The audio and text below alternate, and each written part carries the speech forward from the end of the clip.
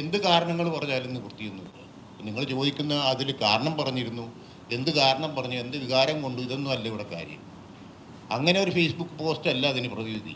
എന്ന് വെച്ച് കഴിഞ്ഞാൽ അദ്ദേഹം ആരും അറിയപ്പെടാത്ത ആളല്ല. ചേംബറിൻ്റെ പ്രസിഡൻറ്റും സെക്രട്ടറിയും ഒന്നും ആരും അറിയപ്പെടാത്ത ആൾക്കാരല്ല. മിസ്റ്റർ വിജയകുമാർ ഉണ്ട് ഇവിടെ, അദ്ദേഹം ആരും അറിയപ്പെടുന്നത്. അങ്ങനെ അമർഷമുണ്ടെങ്കിൽ നേരിട്ട് ഇവരെയൊക്കെ കോണ്ടാക്ട് ചെയ്യാം. ആ കോണ്ടാക്ട് ചെയ്തിട്ട് വളരെ മോശമായി പോയി എന്ന് പറയാം. അല്ലാതെ എന്ത് കാരണം പറഞ്ഞുകൊണ്ടും ആരെയും എന്തും പറയാം എന്നുള്ളൊരു വെല്ലുവിളി ടോട്ടൽ ഇൻഡസ്ട്രിയിൽ ഞങ്ങൾ പണം മുടക്കുന്ന ആൾക്കാരുടെ സംഘടനയാണ് Kerala film chamber of commerce. Theatre ഉടമകൾ, പ്രൊഡ്യൂസേഴ്സ്, ഡിസ്ട്രിബ്യൂട്ടേഴ്സ്.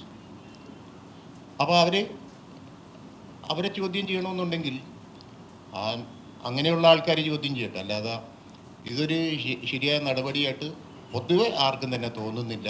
അതുകൊണ്ടാണ് കാരണം കാണിക്കൽ നോട്ടീസ് കൊടുത്തിരിക്കുന്നത്. ഒന്നും ക്ലിയർ ചെയ്യേണ്ട കാര്യമില്ല. ചേംബറിന് ബോധ്യമായ ഒരു കാര്യം ഞങ്ങൾ എന്തിനാ പിന്നെ ക്ലിയർ ചെയ്യണത്? ഈ സമൂഹത്തിൽ ക്ലിയർ ചെയ്യേണ്ട കാര്യമുണ്ടോ? ചേംബറിൻ്റെ കമ്മിറ്റിക്ക് ബോധ്യമായ കാര്യം ഞങ്ങൾ ഡിക്ലെയർ ചെയ്തു.